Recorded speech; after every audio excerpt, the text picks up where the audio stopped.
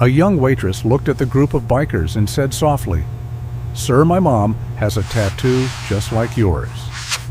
The words hung in the air like a spark in a room full of silence.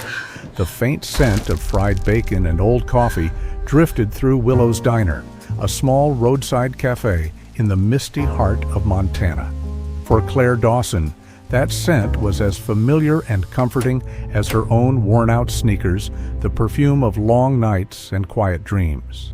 It was early evening, that in-between hour when the rush was gone and only the hum of the old jukebox remained, its song half lost in the flicker of tired neon lights. The rain outside had eased to a whisper against the glass, and the chrome counter reflected the dull silver of the sky. Claire wiped the same spot on the counter for the third time, lost in thought, unaware that fate was already walking through the door, wearing leather carrying history and bearing her mother's forgotten shadow. The rain had been falling since late afternoon, soaking the main street of Willow Creek, a forgotten town tucked between the mountains of western Montana. Neon signs reflected in the puddles, flickering uncertainly through the mist. Willow's Diner, the last open place for miles. The warm yellow light from its windows spilled out onto the wet asphalt like a beacon for lost travelers. Inside, the air carried the comforting scent of coffee bacon grease and rain-damp denim. Claire Dawson moved behind the counter with quiet precision, the rhythm of habit guiding her every step. She was 27, with chestnut brown hair tied in a loose bun that had started to fall apart after a long shift. A few strands clung to her cheeks, glinting faintly under the diner's harsh fluorescent lights. Her skin was pale freckled lightly across her nose. Her eyes, the color of cold river water, held a weariness that came from too many double shifts and too many nights alone. Claire had grown up in Willow Creek, one of those small Montana towns where everyone knew everyone, or thought they did. She had been working at Willow's Diner since she was 18, ever since her mother fell ill and then passed away 2 winters ago. That loss had carved something silent into her, something that made her smile politely, but rarely laugh. The diner itself was a relic chrome stools with cracked red vinyl black and white checkered Flora jukebox that still played Johnny Cash when the quarters cooperated. Outside, thunder rolled softly through the valley. Inside, the only sound was the steady hum of the neon sign and the occasional clink of silverware from the last 2 truckers sitting near the window. Claire was wiping down the counter for the 5th time when the door opened. A gust of wind swept in, carrying rain and the metallic scent of wet leather. The bell above the door gave its familiar jingle, but this time it didn't fade into the usual rhythm of a quiet night. 6 men entered, filling the doorway like a storm-given form. Their leather jackets gleamed under the diner's lights, heavy with patches pins and the faint shimmer of road dust. The leader, tall, broad-shouldered, with streaks of silver running through his dark hair, removed his wet gloves, slowly eyes scanning the room with the kind of calm authority that made everyone else stop breathing. His name, though Claire didn't know it yet, was Reed Carter. He looked to be in his late 40s, maybe 50, the kind of man weathered by life on the road, but not broken by it. His face bore the map of 1,000 miles lines from sun, wind, and laughter long gone. A faint scar cut across his left eyebrow, and his piercing gray eyes seemed to absorb every detail without giving anything back. The other 5 bikers followed him in silent formation. One was short and barrel-chested with a red beard that looked like it had been trimmed by a pocket knife. Another was tall and lanky, his long blonde hair tied back with a strip of leather. A third had a tattoo of a serpent coiling up his neck, disappearing beneath his collar. They moved with a heavy, unhurried grace, not menacing but deliberate, as if every motion carried weight. Claire's hand froze on the countercloth. The 2 truckers at the window went rigid, exchanging quick glances before staring fixedly at their plates. The sound of the rain seemed to vanish, replaced by the subtle creak of leather and boots on linoleum. The group's presence filled the small space completely. Reed approached the far booth, the one under the framed photo of the diner's founder, back when Willow Creek had more horses than cars. He slid into the seat, facing the door, as if instinct demanded he never turn his back to an exit. The others sat around him, the red leather squealing softly under their weight. For a long moment, nobody spoke. The rain hissed against the glass. Then Reed's voice cut through the silence, deep, smooth, and steady, like gravel washed by whiskey. Coffee? Black? 6 cups. It wasn't a request. Claire's throat felt dry. Yes, sir, she said, and turned to the coffee pot, her fingers trembling slightly. As she poured, she tried not to stare, but her eyes betrayed her. She'd seen bikers before. Willow Creek sat along one of the scenic routes connecting Yellowstone and Glacier, but something about this group was different. They weren't loud or drunk or reckless.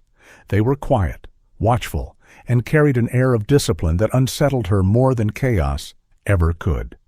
When she returned to their table with the tray, Reed's gaze met hers for the first time. His eyes were sharp and assessing, but not cruel.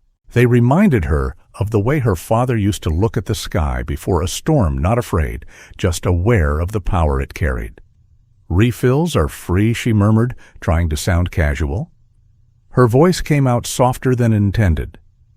"Appreciate it?" he said simply, the corner of his mouth twitching like a man remembering how to smile. She set the mugs down one by one, feeling every heartbeat. When she reached him, his left sleeve shifted slightly as he reached for his cup, and that's when she saw it. A tattoo on his forearm, bold against tanned skin, an eagle in full flight, wings outstretched over a rusted steering wheel. The lines were old, but still vivid. The black ink faded to charcoal gray. It wasn't the design itself that made her pause. It was the familiarity of it. The exact same tattoo, though smaller and softer, had once graced her mother's wrist. Her mother, Margaret Dawson, had never explained its meaning. When Claire was little, she used to trace it with her finger as they sat by the fire. "Just something from the road," Margaret would say, smiling with that faraway look. But the older Claire got, the clearer it became that her mother had once lived a life entirely different from the quiet one she'd built in Willow Creek. There were old photographs hidden in a wooden box, a younger Margaret in leather jacket and jeans standing beside a motorcycle, her hair wild in the wind. After she fell sick, she never spoke of those days again. And now, in the middle of a rain-soaked night, that same symbol, the eagle with its wings stretched over a wheel, was staring back at Claire from the arm of a stranger. The world seemed to narrow to that patch of skin.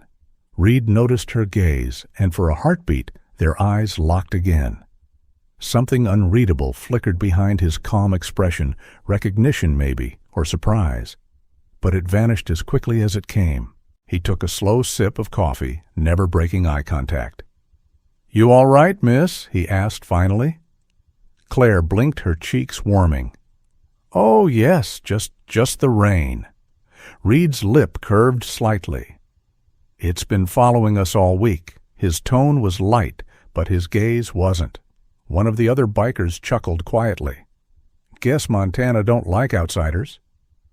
Reed shot him a look that silenced the laughter instantly. Then he turned back to Claire. "Nice place you got here." "Not mine," she said. "Just working till I can finish my nursing degree." He nodded once as if committing that fact to memory. "Good for you."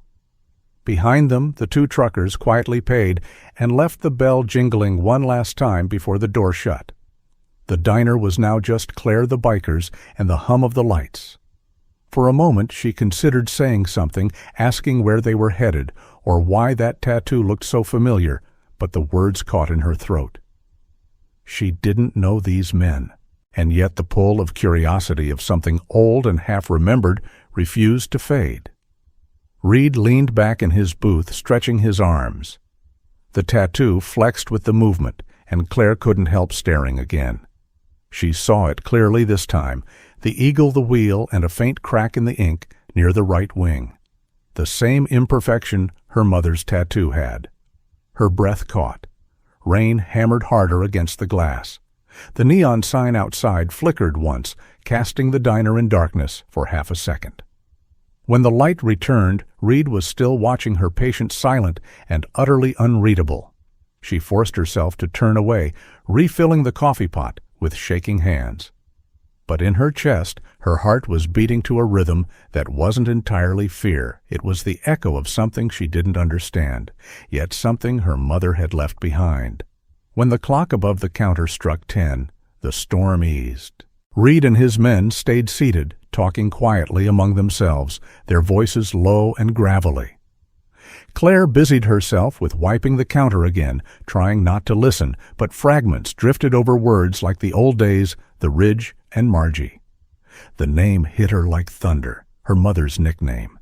She froze the rag falling from her hand. But when she looked up, Reed was looking right at her again. There was no hostility in his gaze, only something deep like memory rising from a long, dark place. He raised his cup slightly, a silent acknowledgement, then said, "Coffee's good, miss. Tell the cook." Claire managed a nod, though her mind was spinning.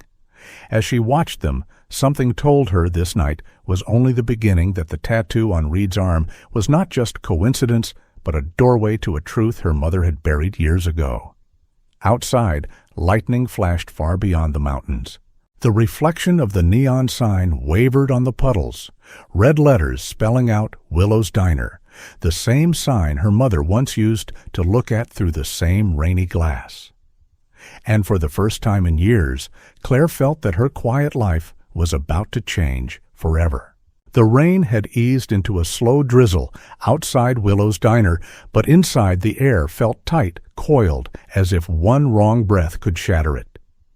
Claire Dawson stood near the counter, her hands trembling around the coffee pot. Her voice, when it came, was soft but clear, a fragile thread that somehow cut through the silence. "My mom has the same tattoo, sir." The words seemed to hang in the air, echoing off the tiled walls. For a heartbeat, nothing moved. Then all 6 bikers turned toward her, at once, their conversation dying instantly. The low hum of the old neon sign buzzed faintly behind her, the only sound left in the room. Reed Carter's head lifted slowly, his gray eyes, sharp and calm, locked on Claire. The flicker of surprise there was almost imperceptible, just a slight narrowing of his gaze, a muscle tightening along his jaw. He didn't speak at first, just studied her in that quiet, deliberate way of his. The other men shifted in their seats, exchanging wary glances. Finally, Reed spoke, his voice low, deep and rough with years of dust and miles. "Your mom?" Claire's throat felt dry. "Yes," she said, after a moment, forcing the word out. Her name was Margaret Dawson. The reaction was instant, subtle, but unmistakable. The red-bearded biker stopped mid-sip, lowering his cup. The man with the serpent tattoo turned slightly in his seat, glancing at Reed for direction. The youngest of the group, with sandy hair and a nervous look about him, froze completely, his eyes darting between the two. Reed didn't move. But something in his expression changed his calm composure, cracking for just a second. His voice dropped lower, quieter, as though speaking to himself more than anyone else. "Margaret Dawson," he repeated. Then, lifting his gaze to her again, he said, "She used to ride with us. A long time ago." The words sent a strange chill through Claire. She blinked, unsure she'd heard him right. Her mother, the same woman who had read poetry on their porch and taught her how to bake pies on Sundays. Ride with us? It didn't make sense. She wanted to ask what he meant, to demand how he knew her mother. But Reed's expression made her hesitate, not out of fear, but because she saw something unexpected there. Respect, maybe even sorrow. The silence stretched between them again, thick and uneasy. Across the diner, the lights flickered, once the hum of the rain growing louder for a moment. No one spoke. The air itself seemed to hold its breath. From the kitchen door, a soft squeak broke the stillness. A boy's head appeared around the frame, small, curious, with messy blonde hair sticking out from beneath a baseball cap. Eddie Miller, 12 years old, had been coming to Willow's Diner for months, usually after school. His clothes were always a little too big, his sneakers worn thin, and his smile easy and bright. His mother, a night shift nurse, worked long hours, so Eddie spent his evenings helping Claire clean tables, refill napkin holders, or mop the floor for a few dollars and a piece of pie. Eddie admired Claire the way a younger brother admires an older sister. She treated him kindly, listened to his stories, and never scolded him for the way he talked too much. He'd once told her she reminded him of a superhero that doesn't wear a cape, just an apron. Now, standing halfway behind the kitchen door, Eddie saw something he didn't understand. Claire looked pale, frozen. The bikers sat like statues, their leather jackets glistening under the diner lights. The man with the gray hair, the one who seemed to command the others without a word, was staring at Claire in a way that made Eddie's stomach twist. He didn't know what had happened, but his instincts screamed danger. His pulse quickened. He quietly stepped back from the door before anyone noticed him and slipped into the narrow hallway that led to the back exit. The cold air from the alley rushed in as he pushed the door open just enough to squeeze through. Rain still fell lightly, tapping against the trash cans and the puddles forming on the pavement. Eddie's hands were trembling, but he remembered what Claire had told him once when they'd stayed late cleaning. "If you ever feel unsafe, you call for help. Don't try to be brave." He ducked under the small awning where the old payphone stood, its metal sides streaked with rust. His fingers fumbled for the few quarters in his pocket, and he shoved them into the slot. The dial tone buzzed in his ear. He pressed 0 for the operator, his voice shaking as he whispered, "This is Eddie Miller. There are some men at Willow's diner. They look scary. I think they're bothering Claire Dawson. She's the waitress. Please send someone fast." The operator began to ask questions, but Eddie didn't stay to answer. He hung up quickly, peeking through the rain-slicked window toward the diner. He could see them still, the bikers unmoving Claire, standing by the counter like she was made of glass. The gray-haired man hadn't raised his voice, but something about him terrified Eddie even more than if he had. He pressed himself against the wall, shivering. The cold rain trickled down his sleeves, but he didn't move. He'd done what he could. Now all he could do was wait. Inside, Reed hadn't taken his eyes off Claire. His tone was calm, but the weight of his words lingered like smoke. "You said Margaret Dawson," he murmured again, as though repeating it helped make it real. "I thought she'd vanished." Claire finally found her voice. "You knew her?" Reed nodded once, slowly. "Everyone did," he said, back when the Iron Hawk still meant something. The name meant nothing to her. She hesitated. Iron Hawk's Reed's gaze dropped to his coffee, the steam curling between them like mist. "We were a brotherhood," he said simply. She was part of it. Claire's pulse thudded in her ears. Her mother, quiet and gentle part of them, she couldn't picture it. "She never told me," she whispered. "She wouldn't have." Reed said, "She left that life behind. Tried to protect you, maybe." His eyes softened again, the gray in them no longer sharp, but distant, haunted. "Margaret was brave," he added quietly. "And loyal. Too loyal sometimes." Claire didn't know what to say. Questions swirled through her mind, but her tongue felt heavy.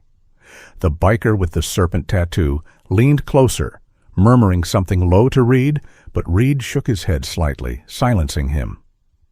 The sound of rain filled the space again. The diner lights buzzed softly. Reed took a slow breath and leaned back his chair, creaking under his weight. "It's strange," he said after a while, his voice almost thoughtful. "All these years, I never thought I'd meet her daughter in a place like this." Claire's fingers tightened around the tray she still held. She never mentioned anyone from before, she said quietly. "Not even once." Reed nodded slowly, as if he'd expected that. "That was Margaret for you." Once she closed a door, she made sure it stayed shut. Their eyes met across the narrow diner, her confusion and fear against his weathered calm. It was a fragile, unspoken bridge connecting past and present, her mother's ghost, standing silently between them. Neither of them noticed the faint glow of red and blue lights flickering in the distance, reflected briefly in the rain pooling outside. Far down the street, a police cruiser turned onto the road, leading to the diner, its siren off for now, lights still turning slow and steady. Inside, Reed's hand tapped softly on the table, lost in thought. Claire still didn't move. And in the alley behind the diner, Eddie huddled beneath the awning, waiting, hoping he had done the right thing. The low hum of the diner's neon sign pulsed through the rain-soaked, quiet, bleeding red light across the checkered floor. Outside, the faint reflection of police lights flickered against the window, growing brighter with each second. Inside, Reed Carter sat still, one heavy hand wrapped around his half-empty cup of coffee, his storm-gray eyes fixed on Claire. The silence between them carried the weight of decades. "Tell me about her," he said at last, his tone softer than she expected. "About your mother." Claire hesitated. She didn't know where to start. It felt strange speaking about her mother to this man, this stranger who somehow seemed to know parts of her she'd never seen. She took a slow breath, setting the tray down. "She died 3 years ago," she said. "Cancer. It was quick." Reed's gaze dropped to the table. The muscles in his jaw flexed once. "I'm sorry," he murmured. Claire nodded, unsure how to respond. She didn't leave much behind. She continued, her voice low, steady. "Just a locked wooden box and an old photograph." Reed looked up. "What kind of photograph?" Claire glanced toward the counter where her bag hung from a hook. She hesitated for only a moment before walking over, pulling the photo from her wallet. The edges were frayed from years of handling the color, faded into soft amber tones. She laid it gently on the table in front of him. It showed a group of riders standing beside a long line of old motorcycles in a vast desert, their faces half hidden by the sun's glare. Some of the men had bandanas tied around their necks, their jackets heavy with patches. But the center of the photo drew the eye. A young woman with dark hair whipping in the wind, standing beside a man whose arm rested protectively around her shoulders. "That's her," Claire said quietly, pointing to the woman. "Margaret Dawson. She looks different." Reed stared at the picture as if time had folded back on itself. His hand trembled slightly when he reached out, brushing his thumb over the image of the man beside her, a man who, though younger and leaner, bore a familiar set of sharp gray eyes and a faint scar above his left brow. His voice came out hoarse. "That's me." Claire froze. She had guessed it, the resemblance had been too strong, but hearing him say it made something inside her twist. Reed leaned back slowly, the leather of the booth creaking under his weight. "This was Nevada, 1988, he said. "The old Hawks route through the desert. We just finished a charity run for a town that had been hit by a storm. Your mother insisted we stay behind to help rebuild the school roof." His eyes softened with memory. She could talk anyone into anything, even men like us. Claire's throat tightened. She didn't know what to feel, pride, confusion, sadness. The woman in the picture didn't match the mother she remembered, the quiet librarian who wore cardigans and brewed chamomile tea before bed. "She never talked about it," Claire said. "She wouldn't," Reed replied simply. "She didn't like what we became after. She wanted peace, and that was never something the road gave for free." The sound of gravel crunching outside cut through their words. Tires rolled to a stop, and a moment later, red and blue lights flashed full against the diner windows. Claire turned, her pulse spiking. Through the rain-blurred glass, she saw the dark outline of a police cruiser and 2 figures stepping out. Eddie? She saw him first, the small, worried face pressed to the window, from outside his blonde hair plastered by rain. He looked terrified, mouthing something she couldn't hear. Behind him, 2 uniformed officers approached the door. One was tall and broad-shouldered, his raincoat flapping in the wind. The other was younger, leaner, with a notebook already in hand. The older man's flashlight beam sliced through the dim diner as he entered. "Evening," he said, his tone cautious but firm. His name tag read Sergeant Tom Ridley, a man in his mid-40s with kind eyes under heavy brows and a mustache that softened his otherwise intimidating face. He'd been sheriff in Willow Creek for 10 years, known for handling small-town disputes with a calm voice rather than a gun. He glanced around the room, his gaze moving from Claire to the bikers. "We got a call about a disturbance." Reed didn't move. His men shifted slightly, their posture tense but contained. "There's no disturbance," Reed said evenly. "Just conversation," added the red-bearded biker, though his voice carried an edge. Ridley's partner, Officer Jake Nolan, looked younger, maybe 25, with short brown hair and the sharp, alert energy of someone still new to the job. His hand rested near his holster, eyes flicking between the men in leather and the waitress standing by the counter. "Everything all right here, ma'am?" Claire found her voice. "Yes," she said quickly. "They're just customers." Ridley studied her expression for a moment, then nodded slowly. "You sure?" "Yes, sir." Eddie's face appeared again in the window, pale and guilty. Claire gave a small shake of her head, hoping he'd understand. Ridley turned to Reed. "Mind if I ask what brings your group through town tonight?" "Passing through," Reed said. "Long road. Needed coffee." Ridley's gaze lingered on him, noting the patches on his jacket, the faded emblem of a hawk with wings spread wide. He seemed to recognize it, but said nothing. After a moment, he exhaled. "All right, then. Try to keep it that way. Folks get nervous when they see bikes parked outside this late." Reed gave a faint nod. "Understood." The sheriff's tone softened as he turned back to Claire. "Sorry for the trouble, miss. Thought maybe someone was causing you grief." "No," Claire said again, her voice steadier now. "They're fine." Ridley tipped his hat slightly. "All right. If you need anything, you know where to find us." As the two officers stepped back out into the rain, Claire caught sight of Eddie lingering near the cruiser. She mouthed, "It's okay," and after a moment he gave a small, hesitant nod before running off toward home. Inside, the silence returned heavier, but calmer now. Reed stood slowly, his movements deliberate. His men watched him waiting. He looked at Claire, not the way he had before with suspicion, but with something gentler. "You didn't have to speak up for us," he said quietly. "Yes, I did," she replied. "They were just doing their job. But so are you, I guess." That earned a small, tired smile from him. "You sound like her," he said. "Your mother would have done the same thing, never afraid to stand up when it mattered." For a moment the hardness in his face softened, completely replaced by something almost warm, an emotion he hadn't allowed himself to feel in years. He looked at the photograph again before handing it back to her. "Keep it safe. That's a piece of history there, yours and mine." Claire took it, her fingers brushing his. The contact was brief, but she felt the unspoken weight of it, a bridge between two worlds that had never meant to meet. Outside, the rain had stopped. The red and blue lights were gone. The town was quiet again, wrapped in the low hum of power lines and the distant whisper of wind through the pines. Reed turned back to his men.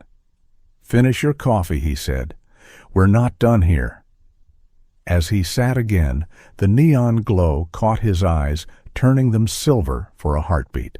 Claire glanced down at the photo in her hand, at her mother's smile frozen in a moment of sunlit freedom, and for the first time she realized she wasn't afraid anymore.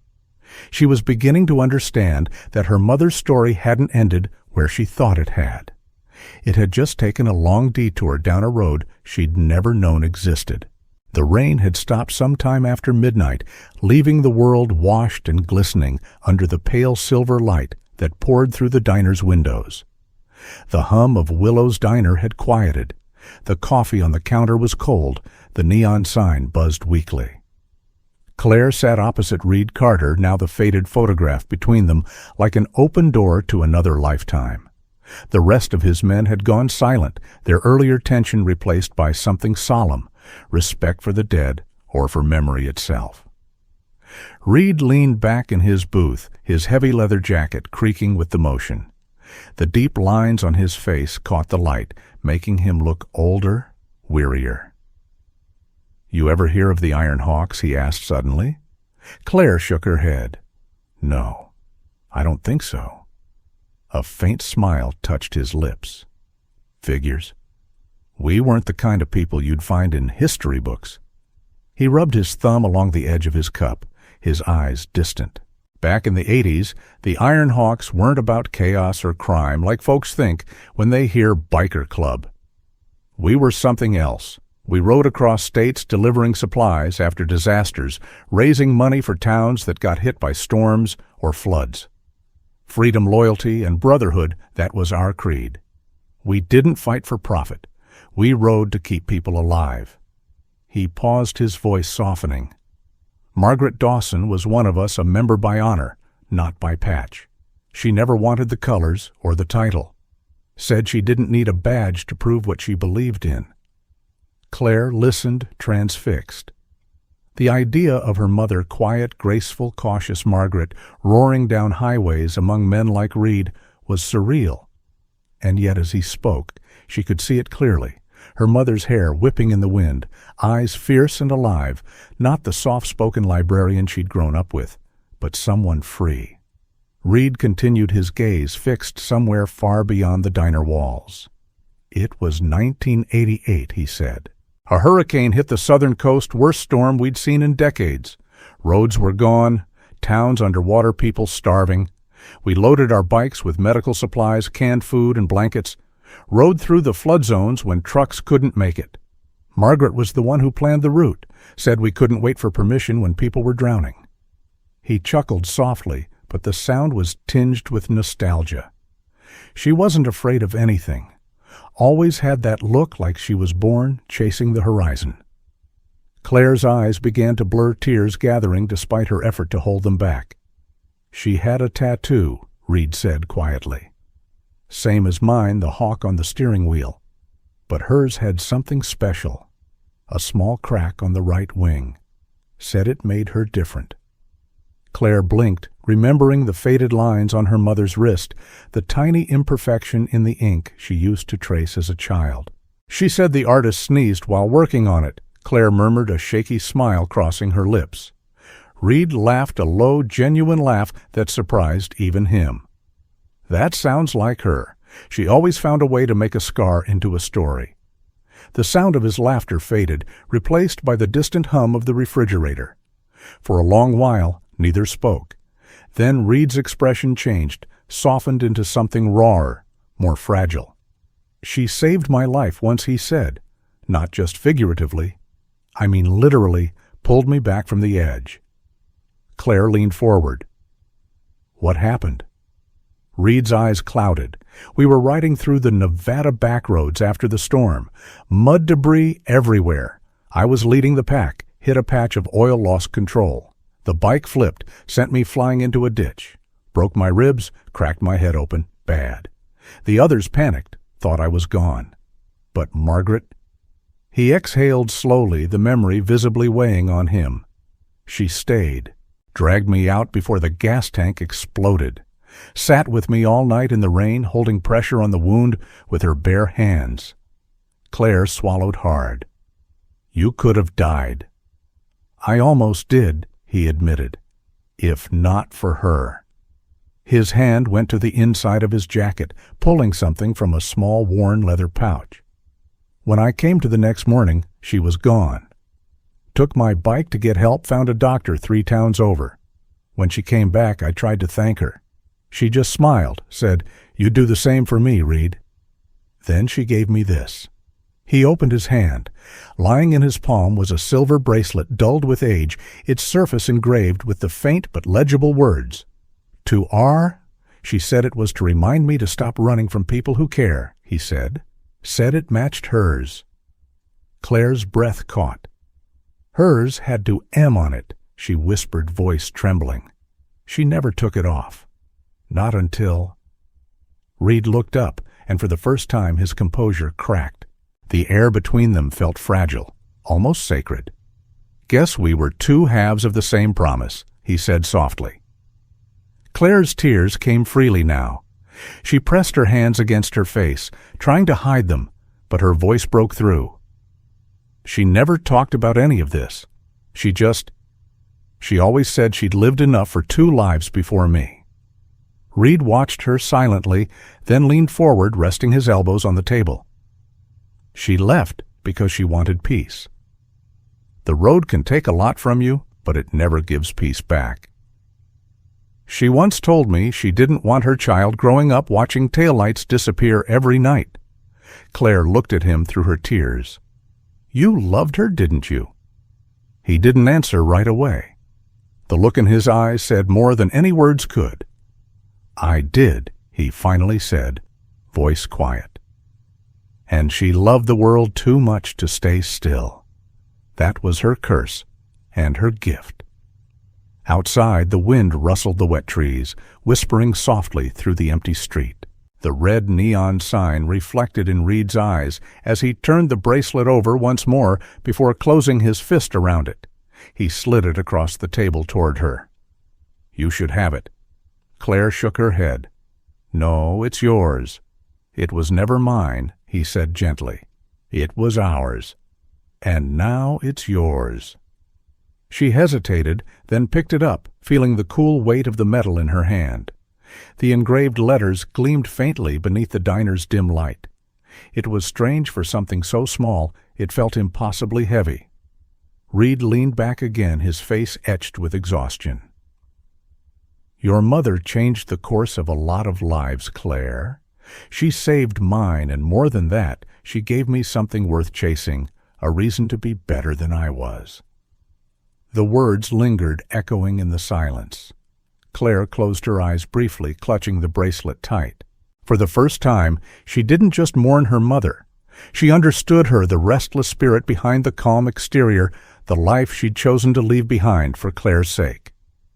When she opened her eyes, Reed was watching her with a faint, almost fatherly pride.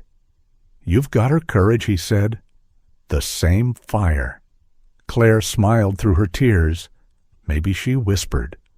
Or maybe I'm just trying to find where I come from. Reed nodded slowly. That's what we all do one way or another.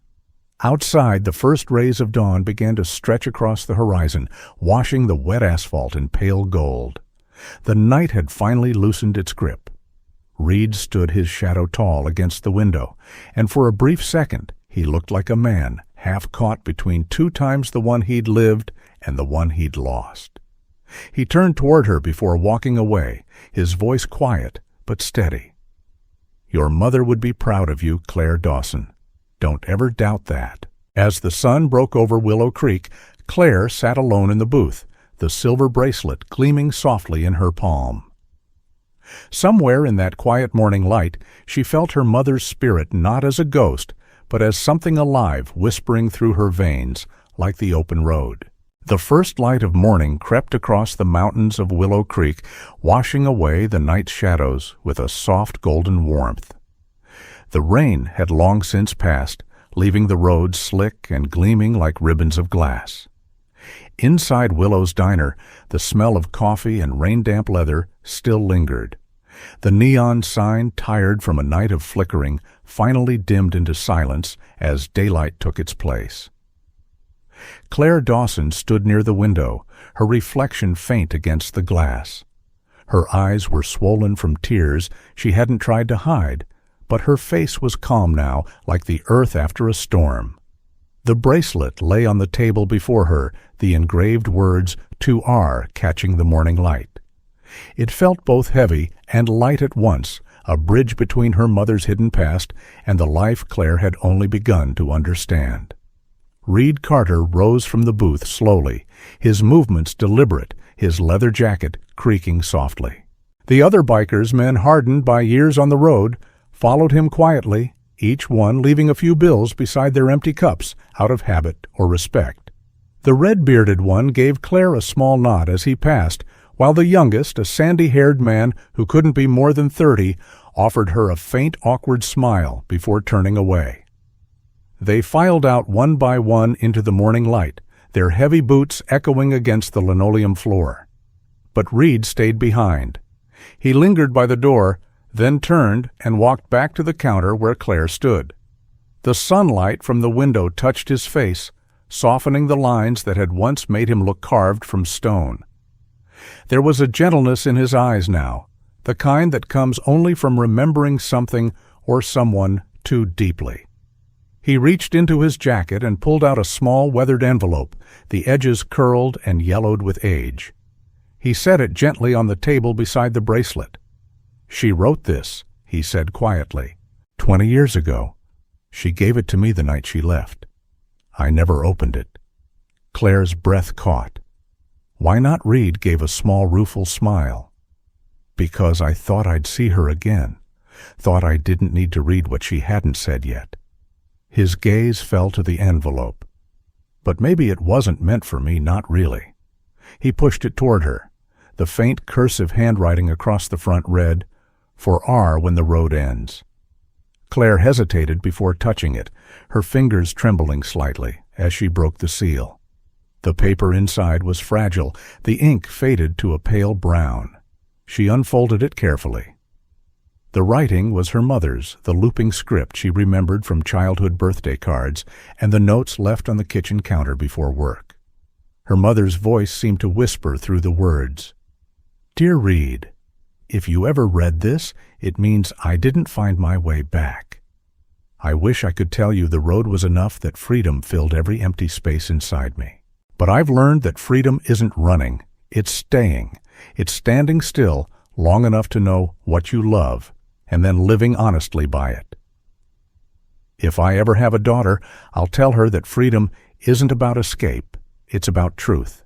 And if she ever meets you, I hope you'll tell her who I really was, not the quiet woman she'll remember me as. Tell her I wasn't fearless, just stubborn enough to keep moving until I found peace. You once told me that the road ends when you find something worth stopping for." I think I finally did. Claire's vision blurred. The words dissolved in her tears before she reached the end. She pressed the letter to her chest, as if holding it close could bring her mother back just for a heartbeat. Reed watched her in silence, his expression unreadable. Then softly he said, "Your mom saved lives, Claire, including mine." Claire looked up, her eyes shining. "You mean the accident?" Reed shook his head. "That and everything after. When the Hawks fell apart, when we lost our way, it was her voice that pulled some of us back. She taught me what loyalty really meant." His voice grew rougher, his gaze distant. "And now I think she's done it again." He stood, the sunlight glinting off his silver earring as he looked around the diner, the cracked counter, the faded checkered floor, the smell of coffee and rain. "Funny," he said with a faint smile. "This place reminds me of her. Ordinary, but somehow still full of life." Claire smiled faintly through her tears. She would have liked that. Reed nodded. Then, after a long pause, he said quietly, "Keep the letter. Keep the bracelet. They're both hers, and now they're yours." He extended his hand. She shook it, his grip firm but warm, the kind of handshake that felt like a promise. "Take care of yourself, Claire Dawson," he said, "and if you ever find the road calling, ride it. Don't be afraid." He turned toward the door. The other bikers were already mounting their motorcycles, the engines rumbling softly to life. Reed stepped out into the morning, the light spilling across his shoulders like the beginning of a new story. He paused once at the threshold, looking back just long enough to meet Claire's eyes. Then he nodded and walked into the rising sun. The door swung shut behind him, and the sound of engines filled the air, deep, powerful, and strangely peaceful. Claire stood there, hand resting on the bracelet, listening until the roar faded into the distance. Silence returned, but it wasn't the same silence as before. It was gentler now, carrying echoes of memory and the soft hum of possibility. She looked around the diner, the empty cups, the half-wiped counter, the old jukebox that hadn't worked right in years, and saw it differently. Every crack, every stain, every flicker of neon felt alive with stories. Her mother's stories. Her own. That afternoon, when the town began to stir awake, Claire unlocked the storage closet in the back. She pulled out a small box of old frames and a hammer. There was an empty patch of wall near the booth where Reed had sat, faded paint nail holes from forgotten decorations. She wiped the dust away and hung the photograph there, her mother Reed and the Ironhawks, standing in the desert sunlight, their faces full of purpose and grit. Above it, she pinned a small hand-painted sign, "The Memory Wall." As she stepped back, the sunlight caught on the glass of the frame, turning the faces golden again. For the first time, she didn't feel the hollow ache of absence. She felt connection to her mother, to the road to something larger than herself. The doorbell jingled softly. Eddie slipped inside his blonde hair, still damp from the morning dew, his too large backpack slung over one shoulder. He grinned when he saw her. "Hey, Claire, you okay?" She smiled. "Yeah, kiddo, I'm okay." He stepped closer, eyeing the photo on the wall. "That your mom?" Claire nodded. "That's her." Eddie stared for a long moment, his smile softening. "She looks cool." She was. Claire said, her voice warm, the coolest. He tilted his head. "So, are you opening early today?" She laughed the soundlight and unburdened. "Yeah, I think I will. Someone's got to keep the coffee flowing." As she moved to turn the open sign around, the sunlight streaming through the window caught her wrist, where her mother's old bracelet now rested, the silver gleaming softly. Eddie smiled up at her, his eyes bright. "Told you you'd be safe, Claire." She looked at him, her heart swelling. "Yeah," she said quietly. "You did." The bell above the door jingled again as the first customers of the morning wandered in, chatting sleepily about the weather. Outside, the world felt new, washed clean by rain and memory. And somewhere beyond the horizon, 6 motorcycles roared down an empty highway, the sun glinting off their chrome like wings. Inside Willow's diner, Claire turned up the jukebox. The music crackled to life, an old road song one her mother must have played long ago. She smiled as the melody filled the space warm and alive. Freedom, she realized, wasn't about leaving. It was about belonging to yourself, to your truth, to the road that had always been waiting. In the quiet glow of a new dawn, Claire's story reminds us that miracles do not always come with thunder or light. Sometimes they arrive softly through the people. We meet the memories we uncover and the forgiveness we finally find. What Reed and Claire discovered was not just the truth about a past life, but the grace that only God can weave through time, the kind of love that endures beyond distance, beyond death, and beyond fear. We are all travelers on different roads, searching for peace, for purpose, for the meaning behind our scars. And sometimes, just like Claire, the answers have been waiting for us all along, not in faraway places, but in the quiet corners of our own hearts. If you believe that God still works through small miracles, through second chances, and through love that never truly ends, say amen in the comments.